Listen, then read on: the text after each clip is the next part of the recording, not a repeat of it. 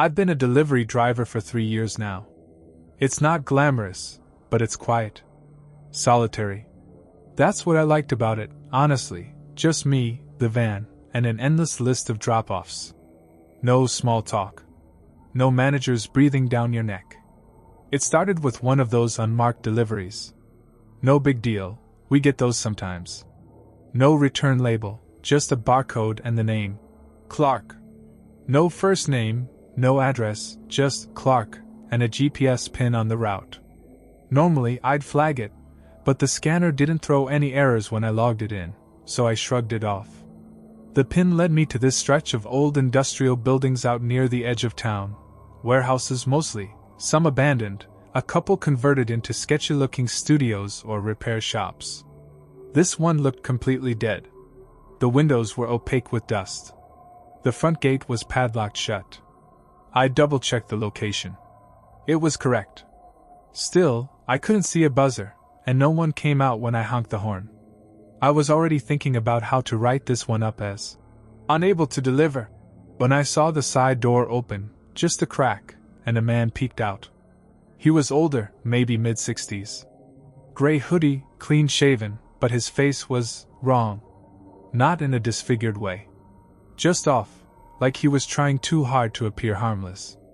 "You got something for Clark?" he asked. "Yeah," I said, and handed over the box.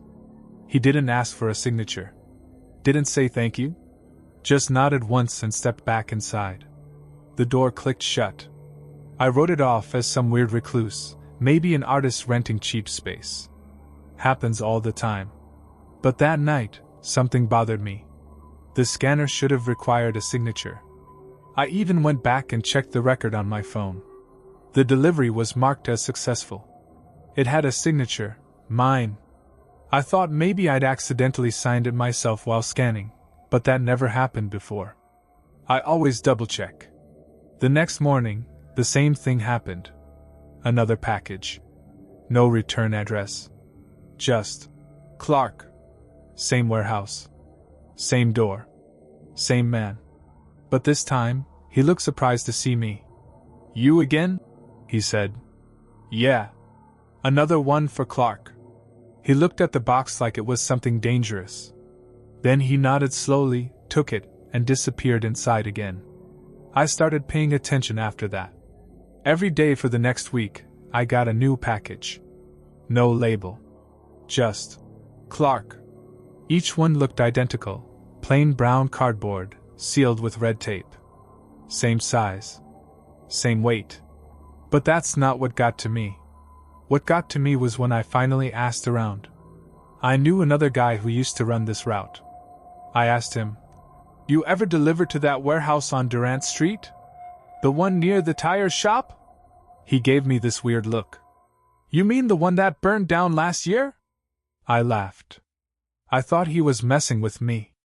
But later that night, I pulled it up on Google. There it was, news article and everything. Arson suspected. No one caught. One fatality. The body was never identified. I stared at the article for a long time. The photo in the story showed the warehouse, or what was left of it. Charred beams, no roof, a crumbling brick wall with the address still spray painted on it. Same place. But I had just been there that morning. Delivering to Clark. I went back the next day. I told myself it was for work, that I was just doing my job. But deep down, I think I already knew I was going for a different reason. There was another package, of course. Waiting in the depot, scanned under my name. No one had physically handed it to me. It was just sitting in my assigned bin like all the others. Same box. Same red tape. I took the long way to the warehouse, my stomach twisting the closer I got. When I pulled up, the building looked different. Not just different, wrong. The windows were there, but they weren't dusty anymore. They were clean. I could see inside now. Or I should have been able to, but something was blocking the view. It looked like black plastic sheets taped over every window from the inside. The side door was ajar this time. No need to knock. I stood outside for a full minute, holding the box. The air smelled like ash, even though there was no fire, no smoke. I finally stepped in. The hallway was lined with more boxes. Dozens of them. Identical to the ones I'd been delivering. Some open, some still sealed. I leaned closer to one of the open boxes. Inside were VHS tapes. Each one labeled by hand, dates, sometimes locations. And then I heard it. From deeper inside. A projector. The soft whirring click of tape feeding through. I followed the sound. The man, Clark, I guessed, was sitting alone in a folding chair, watching one of the tapes. The film was projected onto a bare concrete wall. It was footage of me delivering the first package. From outside the van. Then later, from behind a fence across the street. Another angle from the back of the lot. It had to have been filmed from multiple positions. Multiple days. I dropped the box. He turned around slowly. You weren't supposed to come in. I opened my mouth, but I didn't know what to say. My skin crawled. What are these? I finally asked. My voice cracked. Witnesses, he said. I backed away, my feet crunching on loose tape reels and box lids. You kept coming, he added, not turning around. That's why you're in them now. You kept coming. I bolted. I didn't even make it back to the van before I called the police. I reported the building. The man. The tapes. I gave them the exact location. They found nothing. The building at that address was still just a burned-out husk, open to the sky. No tape, no man, no door, no boxes. They said it looked like no one had set foot there in over a year. I transferred routes the next week. Tried to forget. But sometimes, when I'm driving past certain intersections, industrial zones, places no one pays attention to, I catch glimpses. A figure in a gray hoodie. Watching. Not moving. Last week, a new package appeared in my bin. No return address. Just the word.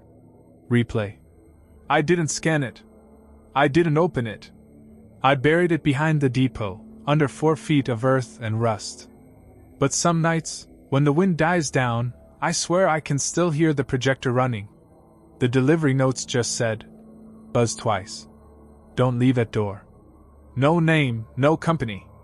Just an address in one of those older mid-rise buildings on the east side. The kind with narrow stairwells, uneven mailboxes, and flickering hallway lights that nobody bothers fixing.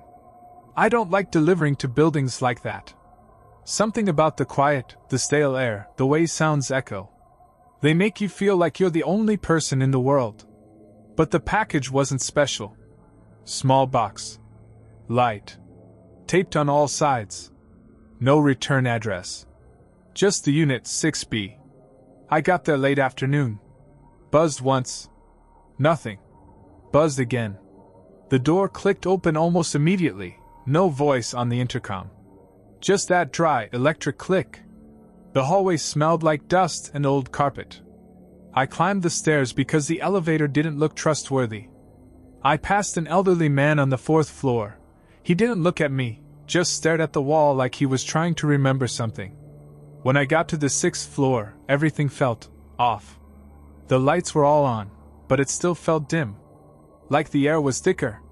Quieter. Unit 6B was at the far end. The number was scratched, barely legible. The peephole looked cracked. I knocked. No answer. Then the door opened. Just a few inches. A hand reached out. Thin. Too thin. Like it barely had skin left on it. But what got me was the way it moved, like it didn't know how to grip the box. It touched the top of the package, then paused. I swear I heard breathing. Shallow and wet, like something sick. Here, I said, holding the box forward. Delivery for 6B. The hand retreated, then came back with a few folded bills. I didn't even look at them. I just gave the box and turned to leave. As I walked back down the hallway, I looked over my shoulder. The door was still open, just a crack. I couldn't see inside. But I could hear something now. Clicking. Like nails tapping tile. I tried to shake it off. People are weird. That's part of the job. But then it got worse. The next day, another package. Same deal. No return address. Unit 6B. I told my dispatcher about it, just in passing. He raised an eyebrow and said, "We don't deliver to that address anymore. Got flagged a year ago." I told him I had the manifest right there, 6B was on it. He took a look, then frowned. "That's not one of ours." I checked the box again. No carrier logo. No barcode. Just my name scribbled on the label in shaky handwriting. I didn't know what to do. Curiosity got the better of me. That night I went back. Without the box. I waited outside the building. Watched the windows. I spotted a light in 6B flicker, just once. No shadow behind the glass. Just light, then dark again. Eventually, I worked up the nerve and went back inside. Climbed the same stairs. Same old man on the 4th floor. Still staring at the wall. Same smell in the hallway. But when I got to 6B, the door was wide open. No lights. No sound. No sign of life. Just the open door and the dark. And on the threshold, neatly placed, was the box I hadn't brought. The box was identical. Same red tape sealing the edges, same scribbled handwriting, same weight. But this time, there was something else. A smell. Not strong, but sharp. Like rust, or wet pennies left out too long. I didn't touch it. I just stared, as if it might move. The door hung open into blackness. Not the kind of darkness that comes from no lights, but the thick, unnatural kind. Like smoke that doesn't move. I called out, "Hello?" No answer. Just the sound of something shifting, soft, deliberate, like cloth dragging across a floor. I should have left. I knew that. But I stepped inside. 1 foot. Then another. The floorboards creaked. My eyes started to adjust. The apartment was empty. No furniture. No lights. Just dust and outlines on the floor where things once sat. The smell was stronger now. The box was still outside in the hallway. But something in the room had changed. There were photos on the wall now. Dozens. Maybe hundreds. All of them slightly curled, like they'd been there forever. I walked closer. My throat tightened. They were photos of delivery drivers. Every one of them in uniform. Some holding boxes. Some climbing stairs. Some just standing in front of doors, staring straight into the camera like they'd just seen something they couldn't process. And then I saw it, my face. Middle of the wall. Centered. Slightly larger than the others. It was me standing outside this building. From the back. I turned around and back toward the door. But it was gone. Not closed. Gone. Just a blank wall behind me. That's when the clicking started again. Not distant this time. Close. Too close. I didn't run. I couldn't. Something inside me locked up. Like I was dreaming but couldn't wake myself. Out of the shadows, something began to crawl. It was human. Mostly. A figure dragging itself on all fours. Its limbs bent wrong. Every motion came with a dry pop. Its eyes were wide, milky. Its mouth open like it had forgotten how to close it. It dragged itself across the floor toward the wall of photos. Stopped in front of mine. And then it spoke. Another witness. I don't remember running. Just the stairwell. Tripping over myself. The front door slamming behind me.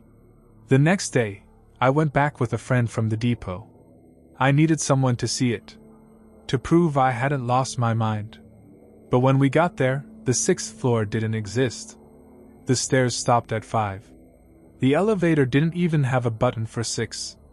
The man on the 4th floor was gone too. The hallway wallpaper was different. Newer. Like it had been redone recently. I asked the building manager, a tired-looking woman with nicotine-stained fingers, about Unit 6B. She frowned. We haven't had a 6th floor in this building for 15 years. Fire gutted it. They sealed it off. Never rebuilt. I asked about residents. She shook her head. Nobody's lived up there since the fire. There was only one tenant left at the time. Some hoarder. Crazy old man. Never came out. They say he was still in there when it burned. I don't deliver anymore.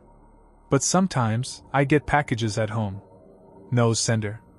Just my name, scribbled like a child learning to write. I don't open them. I leave them sealed in the basement. But every few weeks, another photo appears on my bedroom wall. Always of someone in uniform. Always standing just outside a door. The newest one was of me. Inside my house. Looking out. They call it the graveyard route. A string of drop-offs scheduled after midnight, remote houses, all-night storage units, a few warehouses with skeleton crews. I picked it up when another driver quit without notice. I didn't mind. I like the night. Fewer cars. Less noise. Easier to think. The first weird delivery happened on a Wednesday. I got a dispatch from the app. Route adjustment. New drop-off added. The coordinates weren't far, but they didn't correspond to an address. Just a dirt road off the interstate that dead-ended at a chain-link fence. When I arrived, I found a red mailbox. No house. No driveway. Just a battered, rust-streaked mailbox nailed to a wooden post, leaning at a sick angle. The package was small. Wrapped in brown paper and string, like something out of a period movie. No label. No barcode. Just a single word written in faded black ink. Return. I slid it into the mailbox, expecting nothing. But as I closed the flap, I heard something shift inside. Like someone had taken it. I froze. Waited. But nothing else happened. Just the wind and the sound of insects. I told myself I imagined it. The next night, another package. Same spot. Same instructions. But now, the mailbox had changed. It was freshly painted. Red. New. Standing straight. The wood post looked recently cut. There was no mistaking it. Someone had replaced it in the last 24 hours. I dropped the package and left. Told myself it was just a property owner I hadn't seen. But the next time, I lingered. I parked across the road, lights off, engine idling. I wanted to see who picked them up. Hours passed. Nothing. Just as I was about to give up, a figure approached from the trees. They didn't walk. They drifted. Not smoothly, not floaty, just wrong. A kind of mechanical stutter, like film frames missing time. They reached the mailbox, opened it, removed the package, and turned around. I couldn't see a face. Just a pale head. No hair. No motion. Then they turned. Looked directly at me. Even from that distance, I felt it. Like being found out. I drove off so fast I nearly crashed into a ditch. After that night, the app started sending me, return, packages regularly. Always with that word on them. Always to that mailbox. I tried reporting it. My supervisor just looked confused. He said there was no such entry in the logs. No package labeled return. No coordinates like the ones I described. He showed me my recent manifests. The route wasn't on any of them. But I had the packages. Eventually, I stopped scanning them. Stopped talking about it. But one night, I made a mistake. I opened one. It was filled with letters. Old. Yellowed. Hundreds of them, all folded tightly. I picked one and started reading. It was a letter from a man to his brother. Talking about regrets. About what they buried. About how it didn't stay down. Another letter was from a woman begging someone not to come home. She said she'd seen the face again in the woods. That it still remembered her. Each letter more desperate. More frantic. Then I saw my name. Scrawled on a letter halfway through the stack. A return address I recognized. It was my childhood home. I read that letter 4 times, trying to convince myself it wasn't real. But the handwriting was familiar. Not mine, but close, like someone had studied how I wrote and imitated it badly. The letter wasn't dated. It started with, You're not supposed to remember this. I wish I'd stopped there. The letter went on about a buried thing. About something left behind, before the house was sold. It described the backyard in detail, the tree that used to be there, the patch of disturbed earth near the fence line. My throat went dry when I remembered that tree. It had been cut down when I was 10. I used to play under it. There was a single line toward the end that keeps replaying in my head. It doesn't stay buried unless it's remembered. That's the deal. I didn't sleep that night. The next day, I drove back to the old house. Just to look. I told myself I wouldn't get out. But of course I did. The tree was gone, replaced by sod and decorative stones. But the ground still sloped the same way. I stood there for 20 minutes, doing nothing. Just listening. And I could hear something. Not loud. Just a steady rhythm, like soil shifting. I left before I did something stupid. But when I got back to my apartment, another package was waiting. Not at the depot. At my door. It was identical, brown paper, red string, no label. Inside were more letters. These were different. They were written in my voice. I could feel it.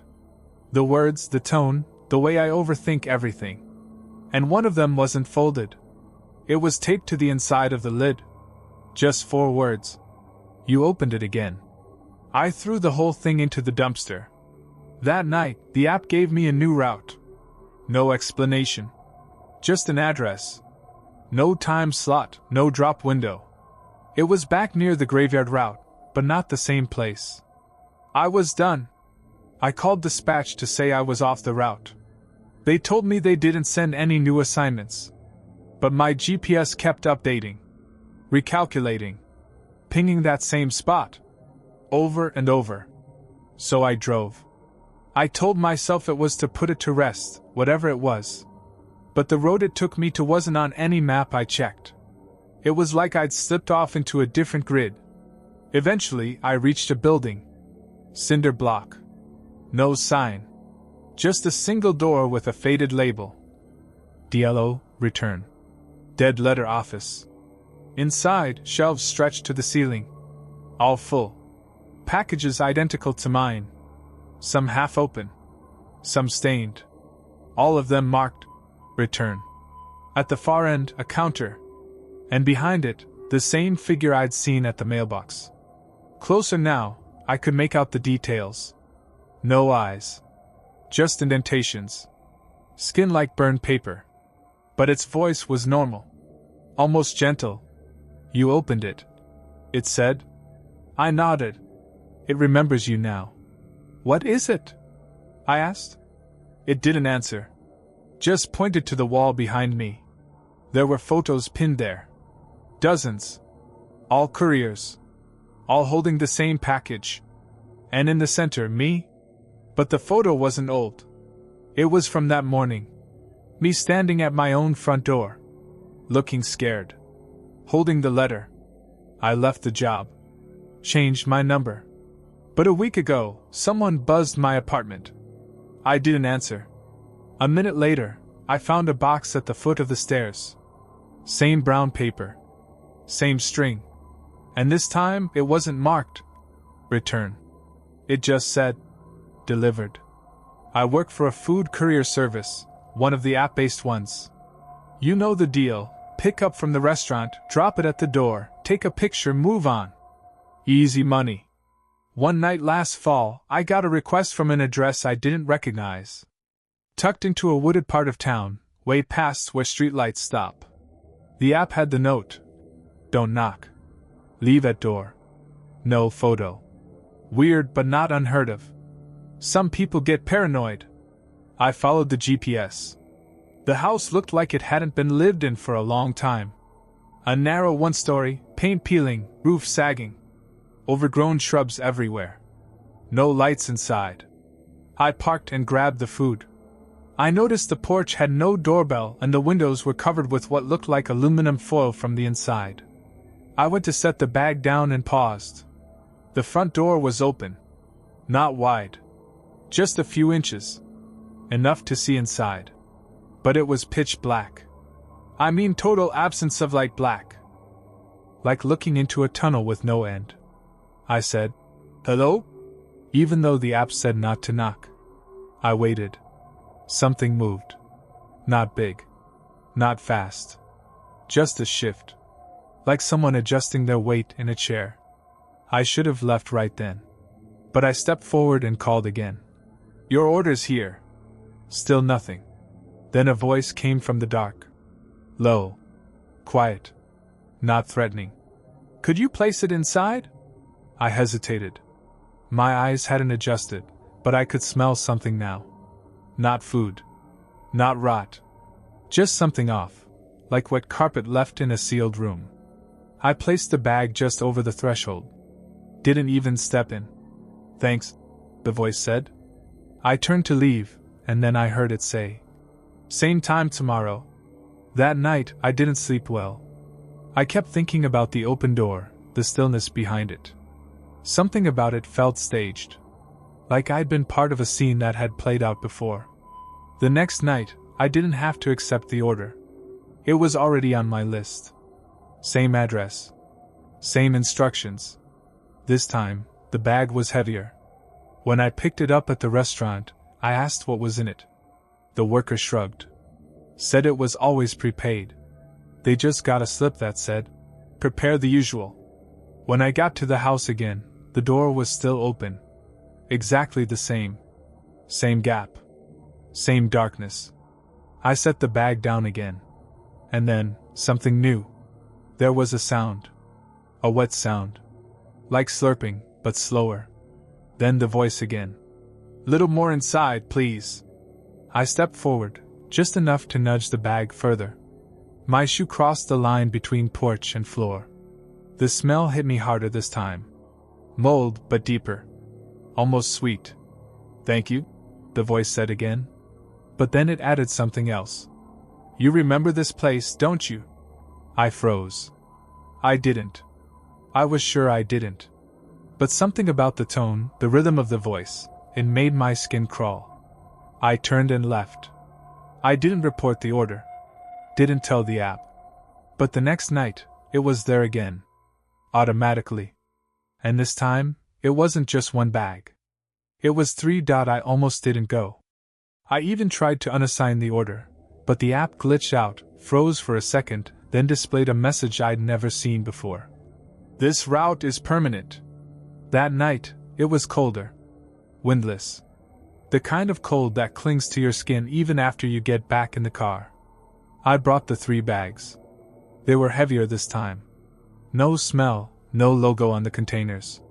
Just plain styrofoam boxes taped shut. The house hadn't changed.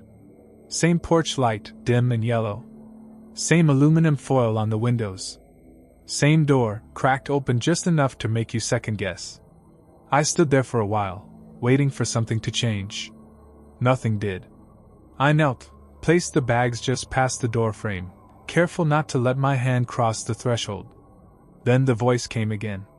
Closer now. Like it had moved nearer without making a sound. "You've been here before." It wasn't a question. I tried to speak, but my throat was dry. The voice continued. "You used to play in the back. You and the other boy. Do you remember?" A sudden image came to me. A cracked red wagon.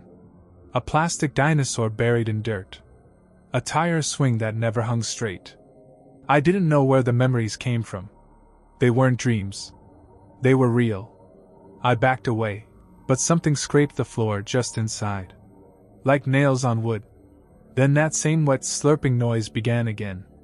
"You left him here," the voice said. "You promised you wouldn't, but you did." I shook my head. "I don't know what you're talking about." The voice laughed. Low. Slow. Sad. "You brought him here. Left him in the basement. You were so small, but you knew." I turned and ran. Didn't look back. Didn't sleep. The next morning, I went digging through my mom's old photo boxes. I didn't know what I was looking for. Until I found it. A photo of me, maybe 6 years old. Standing in front of a house. The same porch. The same crooked rail. holding hands with a boy about my age. On the back, in faded ink, Evan's birthday. Last visit. I stared at the name. Evan. It meant nothing. But also everything. I spent the next 2 days researching old property records, trying to find out who had lived at that address. Most records were incomplete. Burned down once, rebuilt. Passed through a trust. But one thing stuck out. In 1998, a child named Evan Lark disappeared in that neighborhood. Last seen playing outside. He was never found. That was the year I turned 6. I don't know what happened. I don't remember anything beyond the photo. But now the deliveries come every night. Always from that house. Always the same voice. Now the voice says my name before I knock. Now the door opens before I reach the porch. Now, in my dreams, I'm back in the yard, holding a red toy in my hand, walking toward the cellar. A boy behind me. Trusting. Laughing. I wake up with dirt under my fingernails. I keep trying to quit. Delete the app. Change phones. But every night, the orders appear again. Same time. Same route. The last delivery slip didn't say, "Leave at door." It said, "Come inside."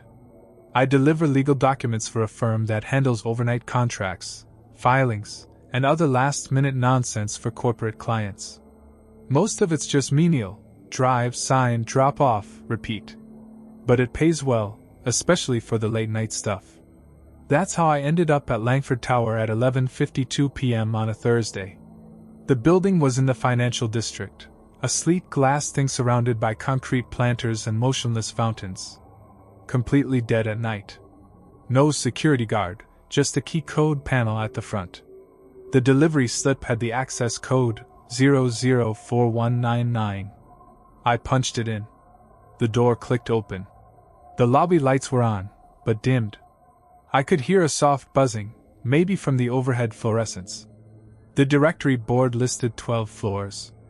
My delivery was marked for Langford Consulting, 10th floor. I stepped into the elevator, pressed 10. No music. No camera that I could see. Just the numbers lighting up, one after the other. When I stepped out, the hallway was colder. Office buildings have that smell: carpet cleaner, stale air, paper. But this one had something else underneath it. A hint of something wet. The lights were on motion sensors, but none triggered. I stood in the hallway, waving my hand. Nothing. So I used my phone flashlight. The office door at the end had a brass plaque. Langford Consulting. No light inside. No movement. The delivery instructions were clear. Slide under door. Do not knock. Weird but not unheard of. I squatted down and tried to slide the envelope under the door, but it stopped halfway. Something was blocking it. Then I saw it. Another envelope. Identical. Already there, half jutting from underneath. I pulled it out. No markings. Just a faint stamp in the corner, "Ari deliver." There were 10 more behind it. All jammed beneath the door. Each one stamped the same way. I froze. Then the hallway lights clicked on. All at once. But not from motion. They just came on. Behind me, the elevator dinged. But I hadn't called it. I turned around. No one. Just the doors sliding open. I walked back down the hall slowly. Peered into the elevator. Empty. I pressed the button for the ground floor. The doors started to close. Then stopped. I didn't press anything. But the panel lit up, 12. The elevator rose. Smooth. Silent. When it opened again, I knew something was wrong. The 12th floor didn't look like an office. No desks. No lights. Just a wide open room. Ceiling tiles missing. Fluorescents flickering, buzzing erratically. The walls were covered in plastic sheeting, taped sloppily, stained in patches with dark, spreading blooms. There was a desk in the center. And on it, a stack of envelopes. All addressed to me. No last name. Just my first name.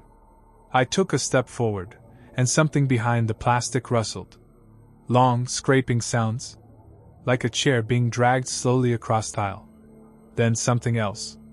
Footsteps. But too light. Like someone walking on the balls of their feet, trying to stay quiet. I turned to run. But the elevator doors had already closed out. I hit every button on the elevator panel. Nothing. It was dead. No lights. No movement. Just my reflection in the mirrored wall, flickering, stuttering. Then the doors opened again. Back to floor 12. But now it was different. The room wasn't empty anymore. Rows of desks had appeared, each one stacked with loose paper, toppled files, cracked monitors. Phones off the hook. And the plastic sheeting? Gone. It looked like an abandoned call center. Except it wasn't abandoned. The lights flickered overhead as I stepped out, phone in my hand, flashlight sweeping the space. I called out. "Hello? I think I'm lost." Something shuffled behind one of the cubicle partitions. I froze. Then a voice, low, gravelly, wrong, called back. "You're not lost. You're late." I turned, and there he was. A man in a crumpled suit, face obscured by what looked like a stocking, only tighter. Like someone had tried to stretch skin over wire. He held a clipboard. And on it, a delivery manifest. My name at the top. My entire route hour by hour. Even entries I hadn't made yet. "You have unfinished business," he said. "Documents pending." I started backing away. "I don't work here. I don't know what this is." He stepped forward. More figures began to emerge behind the desks, half-seen people in office wear, unmoving. Faces blurred, or maybe missing. "You brought them," he said. He gestured toward a nearby desk. I followed his motion, against every instinct. There, stacked neatly, were the same envelopes I'd found earlier. Only now they were open. Each one contained a different photograph. In each photo, a person receiving a delivery. But their expressions were wrong. Blank, then confused. Then afraid. In the last few photos, I was in the background. Standing at the curb. Always watching. I recognized them.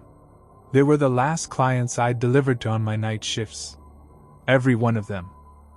The clipboard man spoke again. "You are the courier. You deliver fear, doubt, memory. That is your task." He held out the clipboard. A pen dangled from it, swinging slowly. "Sign to complete the route." I didn't move. I couldn't. Then something cold touched my shoulder. I spun around. Nothing. But when I turned back, the room was empty again. No man. No voices. Just the flickering lights and the envelopes. The elevator was open. Lights normal. I didn't run. I just walked in. Hit. G. This time it worked. When I got back to the lobby, it was morning. People were filing in. Business as usual. No one noticed me. I checked the address later. Langford Consulting had never operated out of that building. The 10th floor belonged to a dentist's office. There was no 12th floor. The building had 11. I quit the job. Changed phones. Moved. But last week, an envelope showed up in my mailbox. No stamp. No sender. Just my first name. Inside was a photograph. It was me. Standing in a hallway I didn't recognize. Holding a clipboard. Looking right at the camera. My face was blank. But my hand was reaching out.